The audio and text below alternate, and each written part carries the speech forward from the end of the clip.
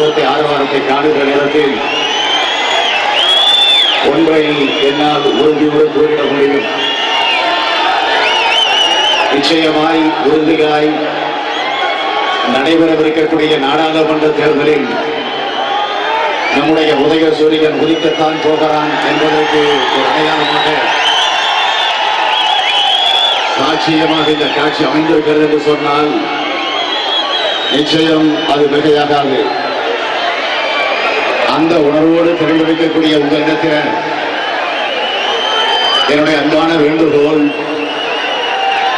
வருகிற ஏப்ரல் 24ஆம் தேதி நடைபெறவிருக்கக்கூடிய நாடாளுமன்ற தேர்தல் பொள்ளாச்சி நாடாளுமன்ற தொகுதியினுடைய ஜனநாயக முற்போக்கு கூட்டணியின் வேட்பாளராக, திராவிட முன்னேற்ற கழகத்தின் அங்கீகாரம் பெற்ற வேட்பாளராக, இன்னும் பெருமையோடு பூரிப்போடு சொல்ல வேண்டும் என்று சொன்னால் தலைவர் கலைஞர் அவர்களின் நம்பிக்கைக்குரிய, தலைவர் கலைஞர் அவர்களின் அன்பை பெற்ற, தலைவர் கலைஞர் அவர்களால் உங்களிடத்தை ஒப்படைக்கப்பட்டிருக்கக்கூடிய வேட்பாளர் தான் நம்முடைய அன்புக்குரிய பொங்கலூர் பழனிசாமி அவர்கள். அவரைத்தான் தலைவர் கலைஞர் அவர்கள் தேர்ந்தெடுத்து உங்களிடத்தில் இந்த தொகுதியில வேட்பாளராக கலைஞர் அவர்கள் ஒப்படைத்திருக்கிறார்கள். ஒப்படைத்திருக்கக்கூடிய நம்முடைய பொங்கலூர் பழனிசாமி அவர்களை பெருவாரியான வாக்கு வித்தியாசத்திலே வெற்றி பெற வைக்க உதயசூரிய சின்னத்தில் ஆதரவு தந்து அந்த மாபெரும் வெற்றியை தேடித்தர வேண்டும் என்று நான் உங்களையெல்லாம் கேட்டுக்கொள்ள கடமைப்பட்டிருக்கிறேன். கடந்த 16 நாட்களாக தமிழகத்தில் இருக்கக்கூடிய பல்வேறு நாடாளுமன்ற தொகுதிகளில் இடைவிடாமல் நான் தொடர்ந்து நம்முடைய ஜனநாயக முற்போக்கு கூட்டணியின் வேட்பாளர்களை ஆதரித்து நடைபெறக்கூடிய பொதுக்கூட்டங்களில், அதேபோல தேர்தல் பிரச்சாரத்தில் நான் ஈடுபட்டிருக்கக்கூடிய நேரத்தில் என்னுடைய உள்ளத்திலே தோன்றக்கூடிய உணர்வு எல்லாம் எழுச்சி என்ன என்று கேட்டால், இந்த பொள்ளாச்சி தொகுதி மட்டுமல்ல, தமிழகம் புதுவையும் சேர்த்து 40க்கு 40 இடங்களில் நம்முடைய ஜனநாயக முற்போக்கு கூட்டணி வெற்றி பெறப் போகிறது என்பதை வெளிப்படுத்தக்கூடிய வகையிலே மக்கள் தங்களுடைய ஆர்வத்தை ஆரவாரத்தை வெளிப்படுத்திக் கொண்டிருக்கிறார்கள்.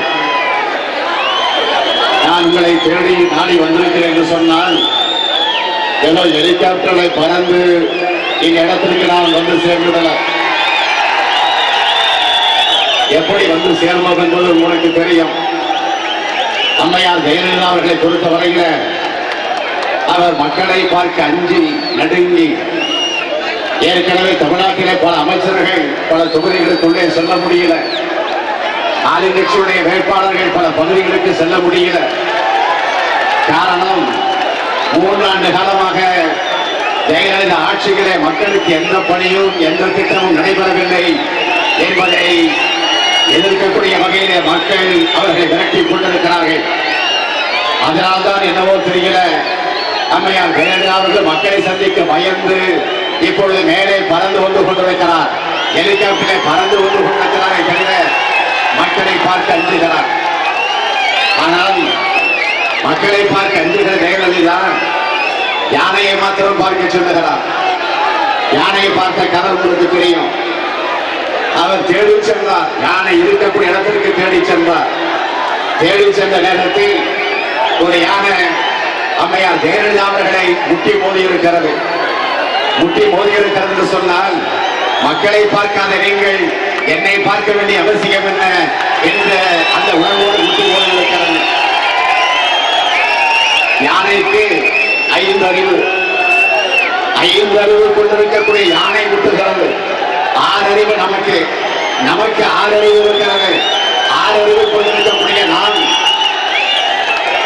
தேர்தல் களத்திலே அம்மையார் ஜெயலலிதா அவர்களுக்கு பாடத்தை கற்பிக்க வேண்டும் என்று நான் உங்களையெல்லாம் கேட்டுக்கொள்ள கடமைப்பட்டிருக்கிறேன். அதே நேரத்தில் உரிமையோடு உங்களிடத்தை வாக்கு கேட்க வந்திருக்கிறோம்.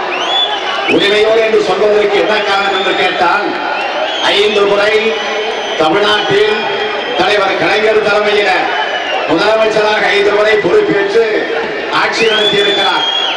அப்படி நடத்தி ஆட்சி என்ற அந்த அதிகாரத்தை பயன்படுத்தி தமிழ்நாட்டு மக்களுக்கு எத்தனையோ திட்டங்களை தலைவர் கலைஞர் அவர்கள் நிறைவேற்றி தந்திருக்கிறார்கள். நான் அவற்றையெல்லாம் எடுத்துச் சொல்ல விரும்பல. ஆனால் ஒன்று, இந்த பொள்ளாச்சி பாராளுமன்றத்திற்கு உட்பட்டிருக்கக்கூடிய உடுமலை சட்டமன்ற தொகுதியை பொறுத்தவரையில கடந்த 2006 2011 ஆண்டு வரை கழகம் ஆட்சி கட்டிலில் அமர்ந்திருந்த நேரங்களில் ஆற்றியிருக்கக்கூடிய பல பணிகளை நான் உங்களுக்கு தலைப்புச் செய்திகளாக குறிப்பிட விரும்புகிறேன். 42 கோடி ரூபாய் மதிப்பிட்ட உடுமலை பல்லடம் ஒரு வழிச்சாலை 2 வழிச்சாலையாக மாற்றப்பட்டது என்பது உங்களுக்கு தெரியும். உடுமலையில கோட்டாட்சியர் அலுவலகம், உடுமலையில மாவட்ட வனத்துறை அலுவலகம், வட்டார போக்குவரத்து அலுவலகம், பிறப்பம்பட்டி ஒழுங்குமுறை கட்டிட விற்பனை கட்டிட வளாகம், காவல்துறை கண்காணிப்பாளர் அலுவலகம், காவலர்களுக்கு குடியிருப்பு, உடுமலை அரசு மருத்துவமனையில் சிறப்பு பிரசவ விடுதி, இப்படி பல்வேறு புதிய கட்டிடப் பணிகளை உருவாக்கி தந்த ஆட்சிதான் கலைஞர் தலைமையில் இருந்த திராவிட முன்னேற்ற கழகத்தின் ஆட்சி. அதேபோல் ஏற்கனவே 1972 உடுமலை அரசு கலைக்கல்லூரி துவங்கப்பட்டது. 1973 உடுமலை சார்பு நீதிமன்றம் துவக்கப்பட்டது. 1989 தமிழ்நாடு மின்சார வாரிய மேற்பார்வை பொறியாளர் அலுவலகம் திறக்கப்பட்டது. 1989 உடுமலையில அரசு மகளிர் மேல்நிலைப்பள்ளி தொடங்கப்பட்டது என்பது உங்களுக்கு தெரியும்.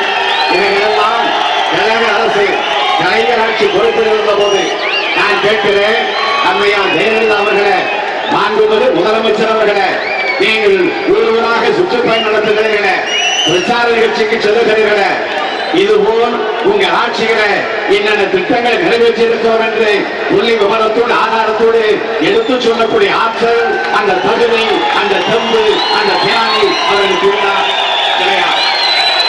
ஆகவேதான் சாதனை வேண்டாம், திட்டங்கள் வேண்டாம். ஏற்கனவே கலைஞருடைய ஆட்சிகளில் நிறைவேற்றப்பட்ட திட்டங்களையாவது முடக்கி வைக்காமல் இருக்கிறாரா, அதை ரத்து செய்யாமல் இருக்கிறாரா? ஆனால் நான் கேட்கிறேன், இதே உடுமலை தனிரோடு ரயில் மேம்பால பணிகள் கழகம் ஆட்சி பொறுப்பில் இருந்த போது அந்த திட்டம் தொடங்கப்பட்டு அதற்காக நிதி ஒதுக்கீடு செய்யப்பட்டு ஏறக்குறைய 70% பணி முடிவடைந்தது. அதற்கு பிறகு தேர்தல், ஆட்சி மாற்றம், ஜெயலலிதா ஆட்சிக்கு வருகிறார். வந்ததற்கு பிறகு என்ன செய்திருக்கணும்? அதை செஞ்சு முடித்திருக்கணும். ஆனால் அந்த திட்டத்தை கலைஞர் கொண்டு வந்த திட்டம் என்கிற காரணத்தால் அதை அவர் கிடப்பினை போட்டார். அதேபோல் 60 கோடி ரூபாய் மதிப்பீட்டில் கழகம் ஆட்சி பொறுப்பில் நேரத்தில் இதே உடுமலை நகராட்சிகள பாதாள சாக்கடை திட்ட பணிகள் அன்றைக்கு நம்மால் தொடங்கி வைக்கப்பட்டது. ஆனால் 3 ஆண்டு காலமாக ஜெயலலிதா ஆட்சிகள இதுவரையில் அந்த பாதாள சாக்கடை திட்டப்பணியை முடிக்கின்ற யோக்கிய அந்த தெம்பு ஜெயலலிதா ஆட்சிக்கு இல்லை என்பதுதான் நமக்கு வேதனையாக இருக்கிறது. உடுமலையில போக்குவரத்து நெரிசலை தவிர்க்க உடுமலை பழனி ரோடு புறவழிச்சாலைக்கு கழக ஆட்சியில நிலம் கையகப்படுத்தும் பேச்சு மேற்கொள்ளப்பட்டது. ஆனால் தேர்தல் வந்தது, தடைபட்டது. ஆனால் 3 ஆண்டு காலம் ஆகியிருக்கிறது ஜெயலலிதா ஆட்சிக்கு வந்து. இதுவரையில் அந்த திட்டத்தை பற்றி இந்த ஆட்சியை கண்டுகொள்ளவே இல்லை. இதுதான் உண்மை. அதேபோல் கழக ஆட்சியில் தொடங்கப்பட்ட உடுமலை பேருந்து நிலைய விரிவாக்கப்பணி அதுவும் முடக்கி வைக்கப்பட்டிருக்கிறது. உடுமலைப்பேட்டை நகராட்சியில் 24 மணி நேரம் குடிநீர் திட்டம் துவங்கப்பட வேண்டும் என்று இந்த அடியில் நான் உள்ளாட்சித்துறை அமைச்சராக இருந்த போது நேரடியாக வந்து அந்த பணியை தொடங்கி வைத்தேன். ஆனால் இப்ப அதிமுக ஆட்சியில அதுவும் முடக்கி வைக்கப்பட்டிருக்கிறது. ஆகவேதான் நான் உங்களையெல்லாம் கேட்கிறேன், உடுமலை பேட்டை என்று சொல்லுகிற போது என்னுடைய நினைவுக்கு வருவதெல்லாம் இந்த வட்டாரத்தில் எத்தனையோ கழக முன்னோடிகள், கழகத்திற்காக வாழ்ந்தவர்கள், கழகத்திற்காக அதே நேரத்தில் எப்படியால் இந்த இயக்கத்தில் பொருளாளர் என்று பொறுப்பில் இருக்கிறேனோ அதுபோல் நம்முடைய கழகத்தின் பொருளாளராக இருந்து மறைந்தாரே நம்முடைய மதிப்பிற்குரிய அந்த சாமி பாஷா அவர்கள்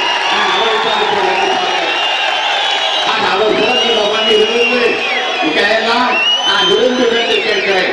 இந்த தேர்தல் ஏதோ ஜெயலலிதாவுக்காக நடக்கிற தேர்தல் அல்ல. ஜெயலலிதாவை ஆட்சியிலிருந்து அப்புறப்படுத்த வேண்டும் என்பதற்காக நடக்கிற தேர்தல். அதை மனதில் கொள்ள வேண்டும். பாடம் கற்பிக்கக்கூடிய தேர்தல். ஆனால் அதே நேரத்தில் மத்தியில மதச்சார்பற்ற ஆட்சி ஒன்று உருவாகணும். நாம் விரும்பக்கூடிய ஆட்சி உருவாகணும். நம்முடைய தலைவர் கலைஞர் கைகாட்டக்கூடிய ஒருவர் தான் இந்த நாட்டினுடைய தலைவர் என்ற நிலையை உருவாக்கக்கூடிய வகையில் இந்த தேர்தல் நடைபெறுகிறது. ஆனால் இதையெல்லாம் நான் எதற்கு சொல்கிறேன் என்று சொன்னால், இதே பாரத பிரதமராக தாமும் வர வேண்டும் என்று அம்மையார் ஜெயலலிதா அவர்கள் மகன் கனவு கண்டார். ஆனால் இப்போது அந்த கனவை அவரை மாற்றிக்கொண்டு இப்பொழுது அவர் பிரதமர் வேட்பாளராக அல்ல, அதை மாற்றிக்கொண்டு இப்போது என்ன சொல்லுகிறார், மத்தியில நாங்கள் பங்கேற்க போகிறோம், மத்தியில் அமையவிருக்கக்கூடிய ஆட்சிகளை பங்கேற்க போகிறோம் என்ற நிலைக்கு கீழே வந்திருக்கிறார். ஆக இதிலிருந்து என்ன பிள்ளைகள் என்று கேட்டால், ஆக நடக்க இருக்கக்கூடிய இந்த தேர்தலிட பெரிய தோல்வியை அதிமுக சந்திக்க இருக்கிறது என்பதற்கு அவரே என்பதற்கு இதை விட ஒரு சாட்சி தேவையில்லை. நேற்றைக்கு ராமநாதபுரம் மாவட்டத்திற்கு போயிருக்கிறார். அந்த தொகுதியில் நடந்த கூட்டத்தில் பேசியிருக்கிறார். அந்த கூட்டம் கூட்டப்பட்ட கூட்டம் மறந்துவிடக்கூடாது. ஆனால் இங்கே நீங்கள் திறந்திருக்கிறீர்கள், இது கூட்டப்பட்ட கூட்டமா? கூடிய கூட்டம், அது கூட்டப்பட்ட கூட்டம். நான் கேட்கிறேன், உங்களுக்கு வேட்டார் கொடுத்து அழைத்து வந்திருக்கிறார்களா? பிரியாணி பொட்டலும் கொடுத்து அழைத்து வந்திருக்கிறார்களா? கிடையாது. ஆகவே கூடிய கூட்டம் அன்போடு பண்போடு பாசத்தோடு உதயசூரனுக்கு ஆதரவு தருவோம், பழனிசாமி வெற்றி பெற வைப்போம் என்கிற அந்த உரிமையோடு வந்திருக்கிறார்கள். ஆகவே அதிமுகவை பொறுத்தவரையில கூட்டப்பட்டிருக்கக்கூடிய கூட்டத்தில் அவர் பேசியிருக்கிறார், மன்னிக்கவும் படித்திருக்கிறார்.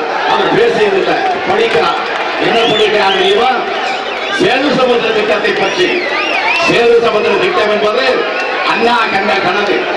150 ஆண்டு கால வரலாறு உண்டு சேது சமுத்திர திட்டத்திற்கு.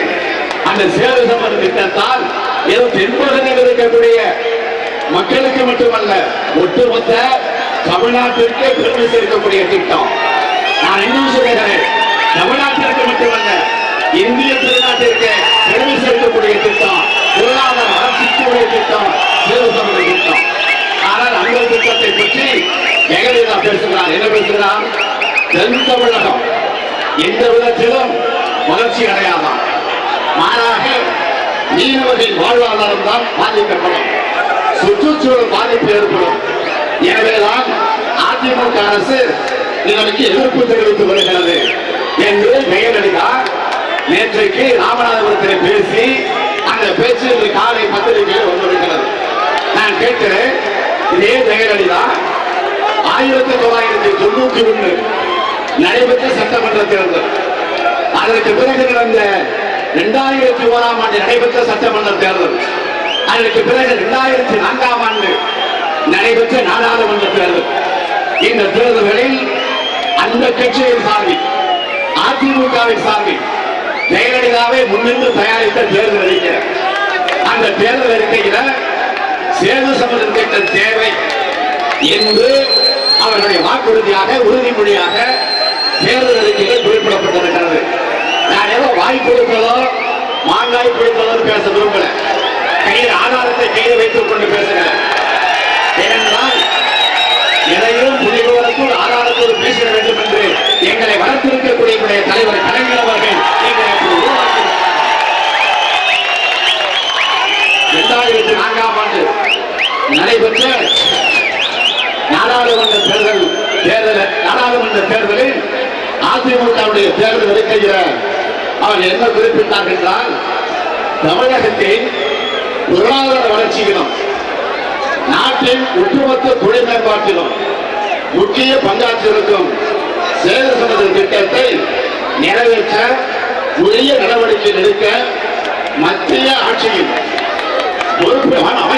அமைச்சர் பொறுப்பில் இருக்கக்கூடிய திமுக, அதேபோல மதிமுக, பாமக போன்ற கட்சிகள் தவறிவிட்டதை இந்த நாடு நன்கறியும்.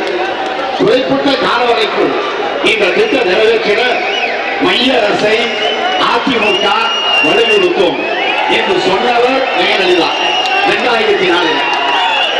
இப்ப அதிமுக பிஜேபிக்கு பயிற்சி, பாமக பிஜேபி கூட்டணி, அவரே பேசவில்லை. ஆனா ஜெயலலிதா மாறுவதற்கு என்ன அவசியம்? அது மட்டும் இல்ல, ஜெயலலிதா மாறுவதற்கு என்ன அவசியம் என்று கேட்டால் ஒரே ஒரு காரணம் தான். நான் ஏறக்குறைய 5-6 கூட்டங்களை குறிப்பிட்டு சொன்னேன். அம்மையார் ஜெயலலிதா அவர்கள் தன்னுடைய தேர்தல் பிரச்சாரத்தில் காங்கிரஸ் கட்சியை சாட்டுகிறார், பிரதமரை சாட்டுகிறார், மத்திய ஆட்சியை விமர்சிக்கிறார், திமுகவை விமர்சிக்கிறார், நம்முடைய தலைவர் கலைஞரை விமர்சனம் செய்கிறார். ஜனநாயகத்தில் யாரையும் விமர்சனம் செய்ய எல்லோருக்கும் உரிமை உண்டு. ஆனால் அரசியல் நாகரிகத்தோடு அது தவறல்ல. அதற்குரிய பதிலை நாங்கள் சொல்லுகிறோம், அதுவே.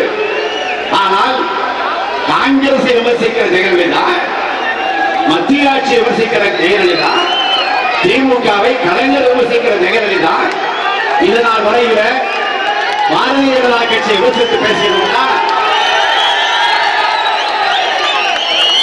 பாரதிய ஜனதா கட்சியுடைய பிரதமர் வேட்பாளராக அறிவிக்கப்பட்டிருக்கக்கூடிய மோடியை பற்றி இதுவரையிலே வாய்த்திருந்து ஒரு வார்த்தையாவது எங்காவது பேசிவிட்டா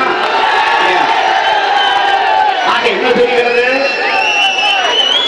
மோடி அவர்கள் குஜராத் மாநிலத்தில் வெற்றி பெற்று முதலமைச்சராக பொறுப்பேற்கிற போது பதவியேற்பு விழாவுக்கு சென்றவர் ஜெயலலிதா.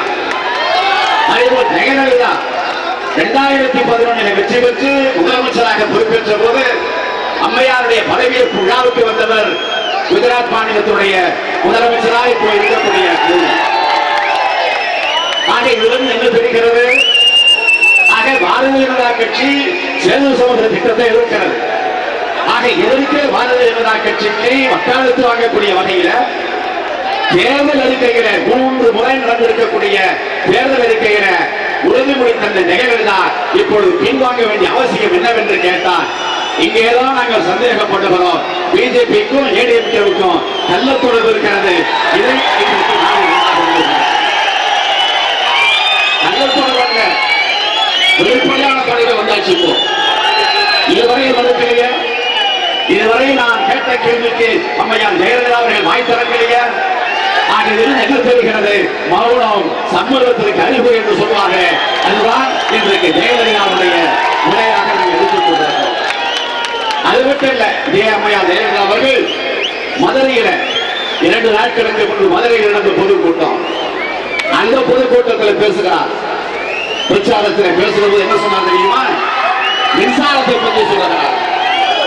மின்சாரத்தை பற்றி சொல்லுகிற போது குறிப்பிடுகிறார், மின் உற்பத்தி எடுத்துக்கொண்டால் எனது அரசின் பகீரத முயற்சியின் காரணமாக, எப்படி பகீரத முயற்சியின் காரணமாக தற்போது கிட்டத்தட்ட 2200 மெகாவாட் அளவுக்கு கூடுதல் மின்சார உற்பத்தி செய்யப்பட்டு வருகிறது என்று ஒரு அண்ட புழுக ஆகாச புழுக ஜெயலலிதா 2700 மெகாவாட் அளவுக்கு உற்பத்தி செய்யப்பட்டு வருகிறது என்று கூறுகிறார்கள். நான் கேட்கிறேன், இது வரையில 1 மெகாவாட் இந்த 3 வருஷத்துல ஜெயலலிதா ஆட்சி உற்பத்தி செய்திருக்கா? கிடையாது. திராவிட முன்னேற்ற கழகம் ஆட்சிக்கு வந்த நேரத்தில் 2006 திமுக 5வது முறையாக 2006 ஆட்சி பொறுப்பேற்ற போது அப்போது தலைவர் கலைஞர் அவர்கள் மின் உற்பத்திக்கான பல திட்டங்களை தீட்டினார். நான் ஒரே வரிகளை சொல்லுகிறேன், 7798 மெகாவாட் 20,624 கோடி ரூபாய் செலவிட மதிப்பீட்டில கிட்டத்தட்ட 8000 மெகாவாட் உற்பத்தி செய்யக்கூடிய அந்த திட்டத்தை ஏற்படுத்தி தந்தவர் நம்முடைய தலைவர் கலைஞர் அவர்கள். அதை ஆட்சிக்கு வந்தவுடன் கலைஞர் நிறைவேற்றிய திட்டங்களை முழுமையாக நிறைவேற்றியிருந்தால் இந்நேரம் தமிழ்நாட்டில் மின் பற்றாக்குறை இல்லாத மாநிலமாக இந்த தமிழ்நாடு மாறி இருக்கும். ஆனால் அதை ஈடுபடல, அதை நிறைவேற்ற ஜெயலலிதா முன்வரல. ஆனால் இப்போது என்ன சொன்னதால், நான் ஆட்சிக்கு வந்தால் தேர்தல் நேரத்தில் சொன்னார் 2011 3 மாதத்தில் மின்வெட்டே இல்லாத மாநிலமாக மாற்றுவேன் என்று சொன்னார். மின்வெட்டு இல்லாத மாநிலமா இல்லையா தெரியாது, ஆனால் மின்சாரம் இல்லாத மாநிலமாக ஜெயலலிதா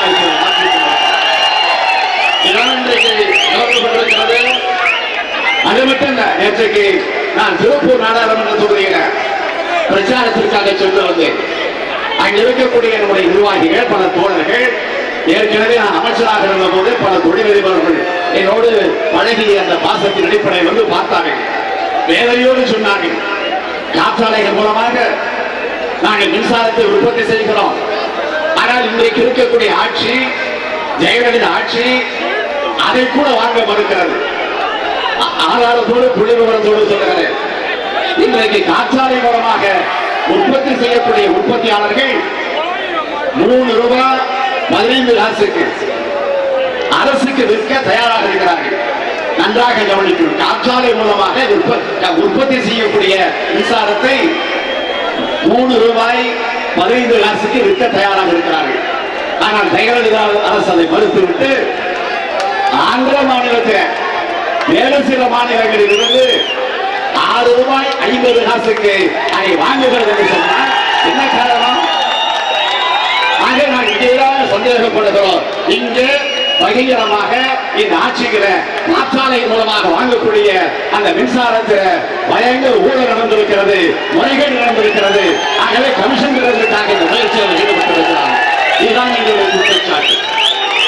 ஏறக்குறைய 3 மாத காலமாக பலமாக காற்று வீசிய நேரத்தில் அந்த காற்றாலைகள் மூலமாக அவர்கள் உற்பத்தி செய்த மின்சாரத்தை இதுவரையில் அரசு வாங்காத காரணத்தால் இன்றைக்கு காற்றாலை உரிமையாளர்கள் ஏறக்குறைய 800 கோடி ரூபாய்க்கு நஷ்டத்தில் இருக்கிறார்கள். 800 கோடிக்கு நஷ்டத்தில் இருக்கிறார்கள். ஆகவே அவர்கள் எல்லாம் ஒன்று சேர்ந்து உயர்நீதிமன்றத்திற்கு சென்றிருக்கிறார்கள், வழக்கு போட்டிருக்கிறார்கள். இது மின்சார பிரச்சனை, மின்வெட்டு பிரச்சனை. அதேபோல் திராவிட முன்னேற்ற கழக ஆட்சி பொறுப்பில் இருந்த போது இந்த நாட்டினுடைய முதுகெலும்பாக விளங்கிக் கொண்டிருக்கக்கூடிய விவசாய பெருங்குடி மக்கள், அந்த விவசாய பெருங்குடி மக்களுக்கு பல்வேறு திட்டங்களை தலைவர் கலைஞர் அவர்கள் கொண்டு வந்து நிறைவேற்றி தந்தார்கள். உங்களுக்கு தெரியும், விவசாயிகளுடைய கடன் நாம் ஆட்சிக்கு வந்த உடனே தேர்தல் அறிக்கையிலே தெரிவித்த உறுதிமொழி 7000 கோடி ரூபாய் கடன் முழுமையாக ரத்து. அதேபோல் விவசாயிகளுக்கு ரூபாய் 30,000 வரை வட்டியில்லா கடன் வழங்கப்பட்டது. விவசாயிகளுக்கு எப்படி விவசாயிகளுக்கு இலவச மின்சாரம், அது 1989 ஆட்சிக்கு வந்த போது அதை நாம் வழங்கியிருக்கிறோம். அது மட்டுமல்ல, கழிவு நீரில் விவசாயி தண்ட தீர்வை ஏக்கருக்கு 100 ரூபாயாக இருந்ததை தலைவர் கலைஞர் அவர்கள் ரத்து செய்தார். அதை விவசாய பெருங்குடி மக்கள் மறந்திருக்க மாட்டார்கள். பழைய மின்மோட்டார்கள் மாற்றி புது மின்மோட்டார் வாங்க 10,000 ரூபாய் மானிய தொகை, தொழில்நுட்ப கருவிகள் விவசாயத்துறை மூலமாக இலவசமாக வழங்கப்பட்டன. உயர் விளைச்சல் ரக விதைகள் விவசாயிகளுக்கு வழங்கப்பட்டன. அனைத்து கால்வாய்களும் தூர்வாரப்பட்டதால் கடமடை வரை பாசனம் சிறப்பாக இருந்தது. உழவர் சந்தை அமைத்து விவசாய பொருள் இடைத்தரவு இல்லாமல் நேரடி விற்பனை செய்ததால் விவசாயிகள் பல்வேறு வகைகளில் பயனடைந்தார்கள். அது மட்டுமா, ஏக்கர் நெல் சாகுபடி என்றால் ரூபாய் 300 கண்டாயம் என்றால் ரூபாய் 5 என கலைஞர் உத்தரவிட்டதால் தற்போது எந்த சாகுபடி என்றாலும் ரூபாய் 5 தான் கண்டாயம் என்பது இன்றைக்கு ஆட்சியில, திமுக ஆட்சியில, கலைஞர் ஆட்சியில உருவாக்கப்பட்டது. அதேபோல் தேர்தல் அறிக்கையில குறிப்பிட்டு காட்டியிருக்கிறோமே, மாணவர்களுக்கு கல்வி கடன் வழங்கப்பட்டதை கூட நாங்கள் மத்தியில நாம் விரும்பக்கூடிய ஆட்சி வருகிற போது நிச்சயமா உறுதியா அதையும் நாங்கள் ரத்து செய்வோம், முழுமையாக ரத்து செய்வோம் என்று தலைவர் கலைஞர் அறிவித்திருக்கிறார். அதேபோல் விவசாய கடன் ரத்து, சிறு விவசாயிகள் பெற்ற கடன் அனைத்தையும் ரத்து செய்வதோடு அந்த விவசாயிகளுக்கு இனிமேல் விலை, உரம், இடுபொருள்கள், பூச்சிக்கொல்லி மருந்துகள் ஆகியவற்றை அரசாங்கமே மானியமாக வழங்கிட மத்திய அரசை திமுக வலியுறுத்தும். ஆண்டிக்குளம் ஆழியாறு திட்டம். இந்த திட்டம் நிறைவேற்றப்பட்டால் கோவை, திருப்பூர், ஈரோடு ஆகிய மாவட்டங்களை சார்ந்த விவசாயிகள் பலன் பெறுவார்கள். எனவே மத்திய அரசு உலக வங்கி நிதி உதவியோடு இந்த திட்டத்தை நிறைவேற்ற திமுக பாடுபடும் என்று திராவிட முன்னேற்ற கழகத்துடைய தேர்தல் அறிக்கையில் தலைவர் கலைஞர் அவர்கள் குறிப்பிட்டு காட்டியிருக்கிறார்கள். அதேபோல் சென்னை நலவாரியம் கலைஞர் தான் அமைத்தார், நீங்க வளர்ந்திருக்க மாட்டீங்க. பிஏபி கான்பூர் தூண்டூர் கால்வாய் பராமரிப்பு கலைஞர் ஆட்சியில் ஒதுக்கப்பட்ட நிதி இன்னமும் இந்த ஆட்சியில ஒரு சல்லி காசு கூட செலவு செய்யப்படவில்லை என்பதை நான் வருத்தத்தோடு தெரிவித்துக் கொள்ள விரும்புகிறேன். ஆனால் இதை பற்றியெல்லாம் அம்மையார் நேரில் கவலைப்படுகிறார். இதை பற்றியெல்லாம் கொஞ்சம் கூட சிந்திக்கிறார். அவருக்கு இருக்கக்கூடிய அச்சம் தான் என்ன தெரியுமா? பெங்களூர் நீதிமன்றத்தில் இப்போது சிக்கியிருக்கிறார். குற்றவாளி கூண்டில் ஏற்றப்பட்டிருக்கிறார். அரசு வழக்கறிஞர் ஒவ்வொரு நாளும் ஒவ்வொரு பட்டியலை நீதிமன்றத்தில் பெங்களூர் நீதிமன்றத்தில் தாக்கல் செய்கிறார்கள். நீங்கள் பார்த்திருப்பீங்க. ஜெயலலிதாவுடைய சொத்து போட்டியில் சென்னை அருகே பாலாஜாபாத் 600 ஏக்கர், சிறுதாவூர் பங்களா 25 ஏக்கர், நீராஞ்சல 2 ஏக்கர், வடநாட்டில் நிலம் மற்றும் பங்களா 800 ஏக்கர், காஞ்சிபுரத்தில் 2000 ஏக்கர், கன்னியாகுமரி, மீனாங்குளம், வெள்ளங்குளம் ஆகிய பகுதிகளில் 1190 ஏக்கர், தூத்துக்குடி மாவட்ட திருவேகுண்டத்தில் 200 ஏக்கர், ரெகோ அக்ரோ ஃபார்ம் பெயரில் 100 ஏக்கர். காடுகள் மட்டும் எவ்வளவு தெரியுமா? 30 காடுகள். ஹைதராபாத்தில் திராட்சை தோட்டம். ஆக இது நில அபகரிப்பு அடிப்படையில சொத்துக்கள். அடுத்து நகைப்பட்டியல் வருது. அதற்கடுத்து புடவை பட்டியல். புடவை பட்டியல்னா ஒரு புடவை 2 புடவை அல்ல, 100 200 அல்ல, 10,700 பட்டு புடவை. அதற்கடுத்து காலில் போட்டுக்கிற காலணி செருப்பு 750 ஜோடி செருப்பு. அந்த விவகாரங்கள் எல்லாம் பெங்களூர் நீதிமன்றத்தில் வரப்போகிறது. 3300 கோடி, 3300 ஏக்கர் என்று சொன்னால் பல கோடிக்கு சமம், பல கோடி சொத்துக்களுக்கு சமம். ஆக ₹1 சம்பளம் 91 96 வரைக்கும் அம்மையார் ஜெயலலிதா முதலமைச்சராக இருப்போம். ஆக ₹1 சம்பளத்தை எப்படி பெற முடியும்? அப்படியே வச்சுக்கலாம். ₹1 மாசம் ஒண்ணுன்னா 12 மாசத்துக்கு ₹12, 5 மாசம் அதாவது 12 மாசத்துக்கு ₹12, 5 வருஷத்துக்கு 12 × 5 ₹60. ஆக ₹60 சம்பளம் பெறக்கூடிய ஜெயலலிதா பல கோடிக்கு சொத்துக்களை வாங்கி குவித்திருக்கிறார் என்று சொன்னால் யார் வீட்டு பணம்? அப்பன் வீட்டு பணமா? திராவிட முன்னேற்ற கழக தோழர்கள் மீது, எங்களுடைய முன்னாள் அமைச்சர்கள் மீது, எங்களுடைய முன்னாள் மாவட்ட எங்களுக்கு இருக்கக்கூடிய மாவட்ட செயலாளர் மீதெல்லாம் வழக்கு போட்டீங்களா? பொய் வழக்குகளை போட்டீங்களா? நீங்க ஆட்சிக்கு வந்த உடனே நில அபகரிப்பு என்று சொல்லி பொய் வழக்குகளை போட்டீங்களா? அந்த அம்மையாரை பார்த்து கேட்கிறேன். நீங்க மட்டுமல்ல, உங்களுக்கு கீழே பணிபுரிந்து கொண்டிருக்கக்கூடிய அமைச்சர்கள் பெரிய பட்டியல் இருக்க பத்திரிகையோட செய்திகள் மட்டுமல்ல, நீதிமன்றத்தில் பதிவாக இருக்கக்கூடிய வழக்கு. சுற்றுலாத்துறை அமைச்சர் சண்முகநாதன் புறம்போக்கு நிலவரிப்புகிறார். அமைச்சர் கேள்வி ராமலிங்கம் ஆழ்கடத்து நிலவரிப்புகிறார். அமைச்சர் ராஜேந்திர பாலாஜி சொத்து உறுப்பு வழக்கு. அமைச்சர் செந்தில் பாலாஜி மிரட்டல் ஆழ்கடத்தல். அமைச்சர் கேசி வீரமணி, தமிழக சிறுபான்மை அமைச்சர் முகமது கான், முன்னாள் அமைச்சர் சிவபதி, முன்னாள் அமைச்சர் அஞ்சலி கிருஷ்ணமூர்த்தி, முன்னாள் அமைச்சர் சோமசுந்தரம், முன்னாள் அமைச்சர் பரஞ்சோதி. பரஞ்சோதி யாரும் தெரியும் உங்களுக்கு? பாலியல் பரஞ்சோதி, திருச்சி. அவருடைய 2வது மனைவி ராணி டாக்டர் கொடுத்த புகார். ஆக இப்படி பல புகார்கள், பல நில அபகரிப்பு புகார்கள் நிரம்ப உண்டு. ஆனால் இவர்களுடைய தலைவியாக இருக்கக்கூடிய அம்மையார் ஜெயலலிதா அவர்களுக்கு இப்பொழுது மிகப்பெரிய சோதனை வந்திருக்கு. பெங்களூர் சோதனை. அவர் சொல்லுகிறார், எங்களுடைய அதிமுக என்ற இந்த ரயில் வேகமாக எக்ஸ்பிரஸ் வேகத்தில் செங்கோட்டை நோக்கி போகும், டெல்லிக்கு போக போறாங்க. அந்த எக்ஸ்பிரஸ் செய்யுங்க. நான் சொல்லுகிறேன், நீங்கள் செங்கோட்டை வரை அல்ல, பெங்களூரையே நீங்க தாங்க முடியாது. இதுதான் உண்மை. ஆகவே நான் இதையெல்லாம் கேட்டுக்கொள்ள விரும்புகிறேன். நேரம் இல்லை. எனவே ஒரே வழியில் உங்களை கேட்டு விரும்புவது, அம்மையார் ஜெயலலிதா அவர்கள் ஒவ்வொரு பிரச்சார கூட்டத்திலும் அவர் மக்களை பார்த்து கேட்பது, செய்வீங்களா செய்வீங்களா கேட்கிறார். நாமெல்லாம் ஒன்று சேர்ந்து அவரை என்ன கேட்க வேண்டும் தெரியுமா? செஞ்சீங்களா செஞ்சீங்களா என்னத்தை செஞ்சு தெரிஞ்சீங்க செஞ்சீங்களா இதைத்தான் கேட்கணும். நான் நிறைவாக கேட்க விரும்புவது, 24ஆம் தேதி நடைபெறவிருக்கக்கூடிய நாடாளுமன்ற தேர்தலில் பொள்ளாச்சி நாடாளுமன்ற தொகுதியுடைய கழக வேட்பாளராக நம்முடைய பொருள் பழனிசாமி அவர்களை பெருவாரியான வாக்குறுதியாளர்கள் வெற்றி பெற வைக்க உதயசூரியத்தில் ஆதரவு தரணும். பொருள் பழனிசாமி வெற்றி பெறப்பீங்களா? வெற்றி பெறப்பீங்களா?